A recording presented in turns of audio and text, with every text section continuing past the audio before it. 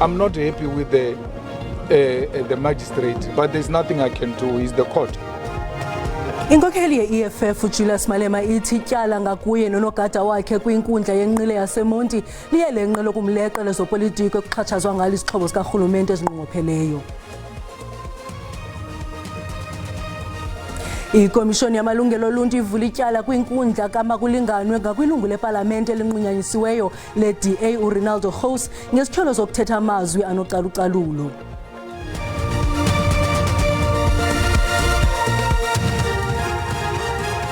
Molweni makhaya, khongozelani uvimba wangokuhlwanje. Inkokheli ye-EFF Julius Malema ithi ityala ngakuye nonogada wakhe Adrian Snyman kwinkundla yenqila yaseMonti liyelenqe lokumleqa lezopolitiko ekuxhatshazwa ngalo izixhobo zikarhulumente ezinqongopheleyo. Esisibini sijamelene namatyala okuphatha ngokungekho mthethweni imipu, imbumbulu nokuphula umthetho wolawulo lwemipu. Esi siganeko senzeka kwimibhiyozo ye-EFF yokufinca iminyaka emihlanu eyayibanjelwe kwibala iSisa Dukashe eMdantsane ngo-2018. Lema umile ukuba umsulwa uthi ayingompu wamanyani lo wadubula ngaye esithi ngewabanjwa ngamapolisa yekwibala iSisa Dukashe ukuba wayephule umthetho. The AfriForum is threatened by anyone who's advocating for a seat on the table for African people. Once you advocate the struggle for Africans to be equal to the white man, you become the enemy of AfriForum, whose interest is to defend and protect white privilege. And that's why at every turn, when they get an opportunity to discredit the leadership of the EFF, they do so even when they've got no evidence. Kodwa yena umbuso umile ukuba unobungqina bokutshutshisa uMalema. Udala ityala liqhuba bade bacela lo kaMalema emva ba umbuso uvale ityala lawo ukuba bakhutshwe kuba besithi akho tyala. Inkundla yafuna okanye yavumelana nathi ngelithi ityala likhona eba maliphendule. Sicimba ke kwezinsuku zimbini nezintathu zidlulileyo bebezama uphendula lo tyala. Ngesikholwayo into ba inkundla ke ngoku iyawuthi ibeke esikalini okube bekuthetha noko sasikuthethile ithi ngalamhla xa ibuyela enkundleni elityala ifumana isigqibo ukuba siphuhlisile nasingombuso uba abantu banalo ityala. Kusenjalo uMalema uvakalise ukungaxoli indlela umantyi ochophelela ityala aziphethe ngayo. Eli tyala liza kubuyela enkundleni ngomhla wokuqala kwinyanga kaNovemba. Abongile Yangisi kwiindaba ze-SABC eMonti. Ikomishoni yamalungelo oluntu ivule ityala kwinkundla kamakulinganwe ngakwilungu lepalamente elinqunyanyisiweyo le-DA uRinaldo Gous ngezityholo zokuthetha amazwi anocalucalulo okukulandela ukuba bekukho izityholo zokuba ulushicilelo lwale video ibilelo mgunyathi. Ikomishoni yamalungelo oluntu iluhlabe amahlongwane olushicilelo lwevideo emva kokuba lubangele isankxwe kubemibeli nabememelela ukuba ingenelele. Le komishoni ithi amazwi athethwe nguGous aqulathe intetho yentiyo nanjengoko icaciswa ca kumasolotya ka-Section 10 no-Section 11 nokhuthaza ulingano i-Promotion of Equality and Prevention of Unfair Discrimination Act kanyaka ka-2000. Le komishoni iqale namhlanje lenkqubo kwinkundla yakamakulingwane eGqeberha eMpuma Koloni.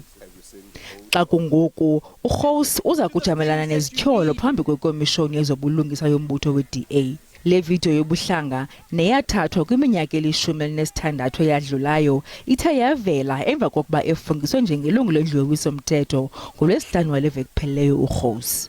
Ipalamente iqhube ngelithi i-DA kufuneka iziphathele ngokwayo lomba kuba indlu yowiso-mthetho ayikwazi ukohlwaya amalungu epalamente ngamatyala awenzeka phambi kokuba abe ngamalungu. Usihlalo webhunga elilawulayo kumbutho we-DA uHelen Zille ucacise wathi Rinaldo Gous has been suspended from party activities in the Democratic Alliance with immediate effect. This follows the surfacing of a video in which Rinaldo uses execrable and totally unacceptable language that are directly opposed to the value system of the Democratic Alliance. His case has been referred to the Federal Legal Commission, and if he wants to state his defense, he will be able to do so there. But till then, he is suspended from all party activities, and we await the outcome of his disciplinary hearing. Iphiko lamanini ANC alonelisekanga kukuba ilizwe linenkulu baphathiswa zasetyhini ezimbini kuphela.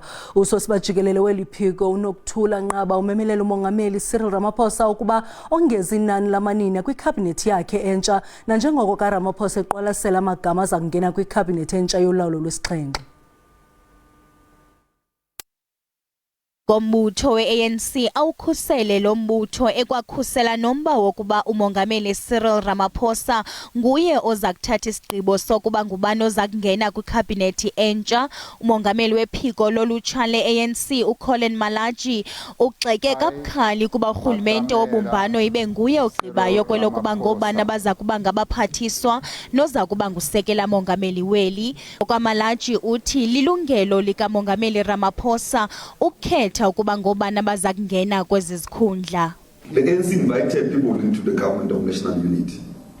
Now, the president of the ANC still has the powers to decide who he wants where. Now, there is no discussion that is going to happen where other political parties who come into this government of national unity must make decisions for the president of the ANC. Now, those powers have not been given out.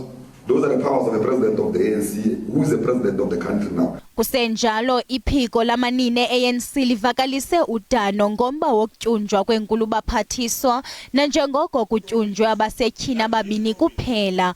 Usosiba jikelele wephiko lamanini uNokuthula Nqaba ubongoza umongameli Cyril Ramaphosa ukuba aqinisekise ukuba ayabonakala amanina kwikhabhinethi yakhe entsha. In the process towards the appointment of the cabinet, which will be led by Comrade Ramaphosa, we expecting an improvement, and we want to believe that the ANC has realized the mistake that has been committed, which maybe it was not deliberate, understand the pressure that they have to work under, but it can be also used that as an excuse not to improve. Kulindeleke ukuba umongameli abhengeza amalunga amatsha ekhabhinethi kule mpelaveki emva kokungqubanisa intloko nawo onke amaqela ezopolitiko. Kwalapha ezindabeni baza kuthabatha amanyathelo omthetho abazali abaxelelwe ukuba imveku yabo isaphila emva kweentsuku ezintathu isibhedlele sabazisa ukuba iswelekile le mveku. Kodwa masiqale evenkileni.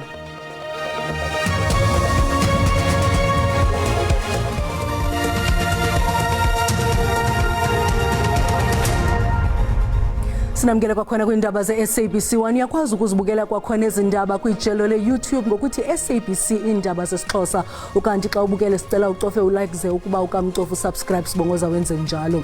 Kwinqaku lokuqala sithe inkokheli ye-EFF uJulius Malema ithi ityala ngakuye nonogada wakhe Adrian Snyman kwinkundla yenqila yaseMonti liye lenqila ukumleqa lezopolitiko ekuxhatshazwa ngalo izixhobo zikarhulumente ezinqongopheleyo. Esisibini sijamelene namatyala okuphatha ngongekho mthethweni imipu, imbumbulu nokophula umthetho wolawulo lwemipu. Ibhunga leli likaGawulayo iSANEC livakalise inkxalabo ngesantya ilizwe lijongene nalo nosuleleko lwentsholongwane kaGawulayo ebantwaneni. UMzantsi Afrika namanye amazwe ali-11 utyikitye intsebenziswano nombutho wehlabathi kaGawulayo iGlobal Alliance ukulwa isifo uGawulayo ebantwaneni ngonyaka ka-2030. Abasetyhini abaselula bazama indlela zokulungelelanisa umsebenzi wesikolo nokuba ngumama nangona beziqonda izenzo zabo bathi ukuba ngumzali osemncinane yinto eqhelekileyo kwindawo abahlala kuzo. In my community there are a lot of teen moms, so it's almost like a popular thing. So it's not something that I can say it's an embarrassment or something, yeah. I disappointed my mother. I wasn't ready to be a mother, but it is what it is. Le ngxoxo eyinxalenye yenkqubo yokuphelisa uGawulayo ebantwaneni ixhaswa yi-ofisi kamongameli kunye neminye imibutho eyahlukeneyo. Without the involvement of the community, there is no way we can end HIV in South Africa. The communities, they are our key stakeholders. Looking at our goal number 1 of our national strategic plan, that is where we've got all the efforts and all the strategies to enhance and also rally, together to say at the community level, We need maximum participation. Nangona kukhona izinga eliphezulu losuleleko kusukela kwinyanga yesilimela kulonyaka uphelileyo, inani lonyango elabhalwayo likumyinge wama-56 ekhulwini kubantwana. Children maybe come to the primary health care facilities for immunization, but they are not come to get the drugs, to use the drug, ARVs. So what we are really supporting the countries to make sure that there's a strong primary health care system. Njengokuba uMzantsi Afrika ungade ufikelele ngokwaneleyo kuthintelo lwentsholongwane kagawulayo ebantwaneni nezinga eliphezulu lokukhulelwa, abasetyhini abaselula basengozini yokuba semngciphekweni kuquka neentsana zabo. Ingcali zezopolitiko zithi iphondo laKwaZulu-Natal kuza kunyanzeleka liqhelane norhulumente wobambiswano okukulandela unyulo lovaluzikhewu olukhokelele ekubeni umasipala waseMzumbe ungabi naqela liphumelela gcana lapho i-ANC ne-IFP zinezitulo ezili-17 iqela ngalinye. Olunyulo lubanjwe emva kokugxothwa komnye woceba baza abanye abahlanu balahle ezikhundleni.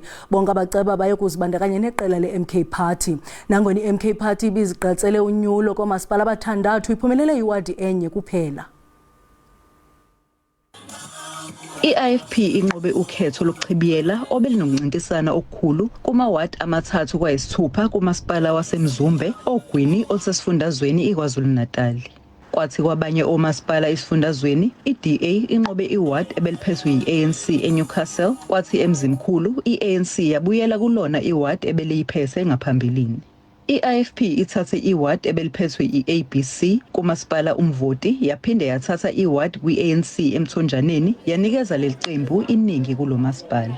Ukwina amawadi awu7 kwangu-12 akuyona into encane, sithokoza kakhulu siwinile ikakhulukazi indaweni yalapha nje eMzumbe okuyindawo ekade ibhekwe kakhulu ngamehla abomvu ngoba ibikade iphethwe i-ANC yaxosha amakhanselayo.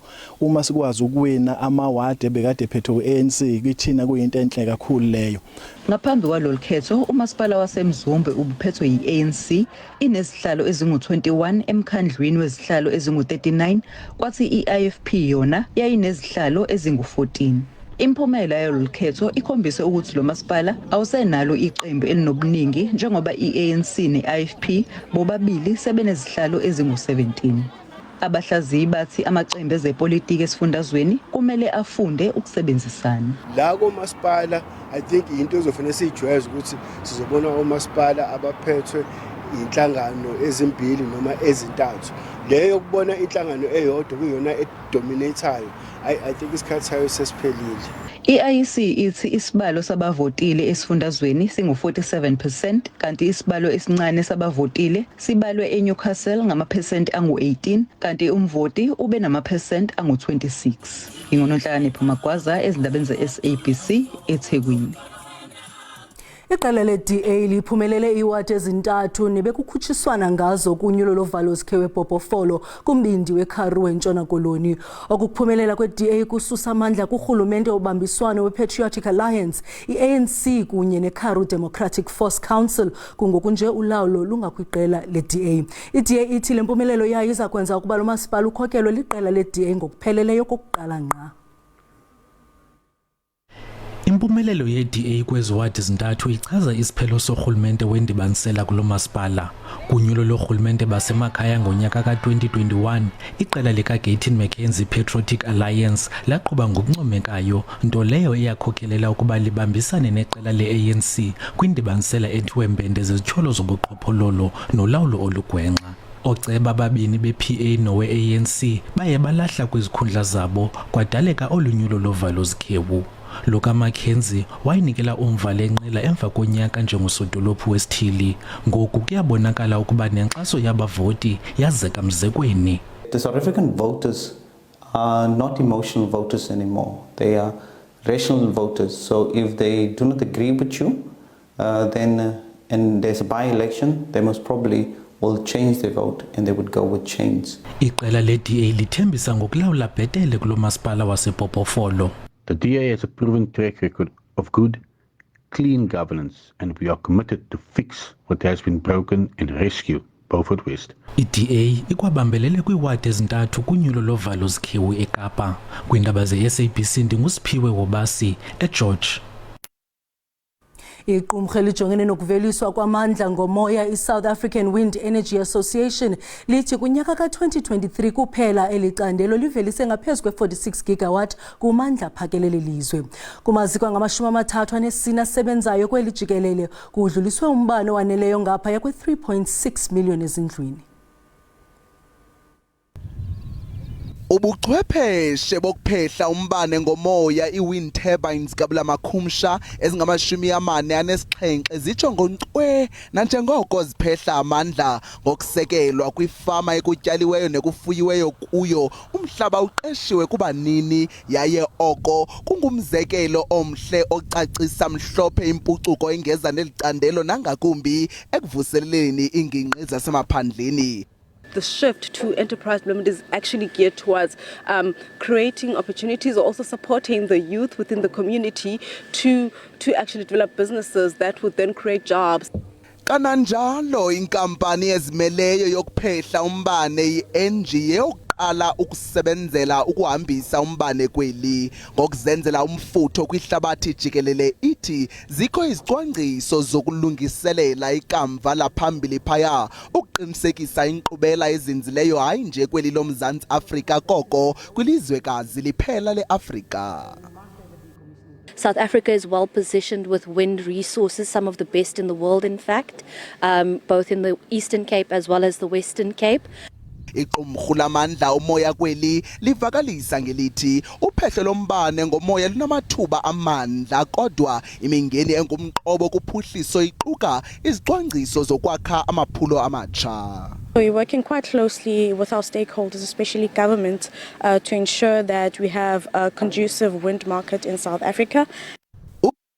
Ke amandla womoya ngawona nkqenkqeza emagqabini ngobuxhakaxhaka bale mihla kumandla endalo kunjalo nje kunyaka ophelileyo kuphela abenegalelo elimandla ukunciphisa umthamo wesigaba esipheleleyo sikacimicimi. Abazali bemveko echazwe njengeswelekileyo iphila kwisibhedlele iPelonomi eBloemfontein bathi bazalukuthathela amanyathelo omthetho isebe lezempilo. Abazali balemveko kamva baye baxelelwa ukuba imveko isaphila ngosuku lwesithathu emva kokuchazwa njengeswelekileyo. Lo gama usapho belusaxakeke ngamalungiselelo omngcwabo. Isebe lezempilo liyivumile le mpazamo. Abazali balemveko bathi basothukile bazibone bekweyona ngcingo befakwa sisibhedlele. Oku emva kokuxelelwa ukuba usana lwabo alusekho jikijiki emva kweentsuku ezintathu isebe lajikapha ngelithi usana luphile qete. Esi siganeko sisixikixile ngokwasemphefumlweni. Imbi into esiyenziwe lisebe lezempilo kwaye lirhuke unyawo kuza kusichazela ukuba kwenzeke ntoni kanye kanye. Asizuyiyeka idluleke sele silikalisile inyathelo lezomthetho kuqinqithe inyanga sehlelwe yile meko kungona isebe lizokuxolisa. I didn't receive any counseling.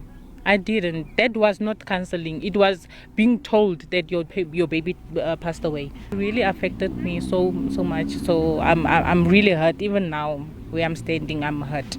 Abazali bathi ngoku bathandabuza kwa ukuba ingaba lolwabo nenenena olusana baqwalasela ukwenza uvavanyo lwencindi yofuzo ukuqinisekisa ukuba yimveku yabo yinina. I'm raising a child that I doubt it's mine. The way the people of Pelonomi treated us, that made me doubt more. Isebe lezempilo liyanqwala ukuba lenze ububhutyu. A mother whose baby was live was by mistake given a referral letter that had the details of the story of the mother whose baby had passed on. The hospital did all that it can to rectify the mistake by making sure that the correct mother receives the right baby who is alive. So we apologize profusely as the hospital about this mistake. Isebe likwathi liza kulunika intuthuzelo ngokwasemphefumlweni olusapho. Liluncedo nangovavanyo lwe-DNA. Busukmenzo.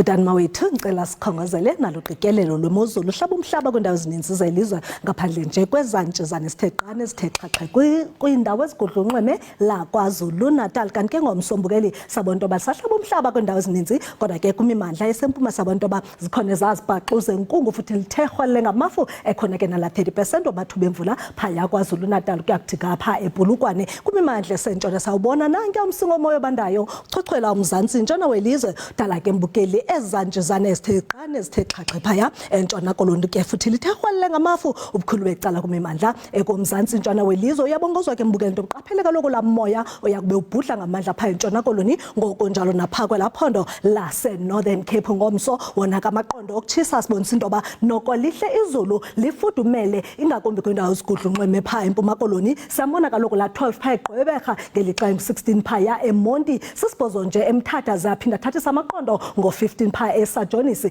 ngelixa phaya eThekwini silindele o-16 degrees Celsius. Kanti ke mbukeli xa sijonge kwimimandla esentshona sabona into yoba noko kuthande ukubanda kwiindawo ezifana nako-Sutherland ngokunjalo nako-Calvinia kanti ke phaya eKapa lodumo kufudumele ngo-11 degrees Celsius. Lishumi nje aPinkton ngelixa esisihlanu phaya eVryburg uba ke wena userhafu ulindele isithoba ngelixa eKomani sisixhenxe kuyabanda ke phaya eMthatha ngo-8 degrees ngelixa ke phaya eBhobhofolo lokuthande ukufudumala ngomso ke mbukeli sabona amaqondo athande ukuba phantsi ngenxa yefuthe lalamso ngomoya obandayo 19 eKapa lodumo nasevostile ngelixa eCalvinia ngo-18 phaya eBloemfontein sabona nakhona kuthanda uphola ilompolo ke naphaya kokomani nalapha amaqondo ebetha ku-22 degrees. Kamnandi mawethu.